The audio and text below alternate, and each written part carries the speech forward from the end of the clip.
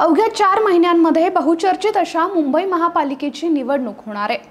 Supreme कोर्टाच्या निर्देशानंतर सर्वच पक्ष आता कामाला लागलेत।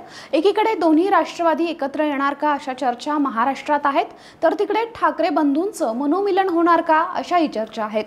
दरम्यान जर असं झालं तर मुंबईमध्ये काँग्रेसचं काय होणार या सगळ्या चर्चाही सुरू आहेत। काँग्रेस महाविकास आघाडी म्हणून एकत्र लढणार की स्वतंत्र लढणार हा देखील मोठा प्रश्न आहे आणि काँग्रेसच्या नेतृत्वाला धरून काँग्रेसमध्ये अंतर्गत वाद देखील आहेत। मुंबई काँग्रेसचं अध्यक्षपद हे सध्या खासदार वर्षा गायकवाड यांच्याकडे आहे, मात्र त्यांच्याच विरोधात काँग्रेसमधल्या काही लोकांनी मल्लिकार्जुन खरगे यांच्याकडे वर्षा गायकवाडांची लेखी तक्रार केली होती। तसं लेखी पत्र त्यांनी मल्लिकार्जुन खरगेंना दिलं होतं।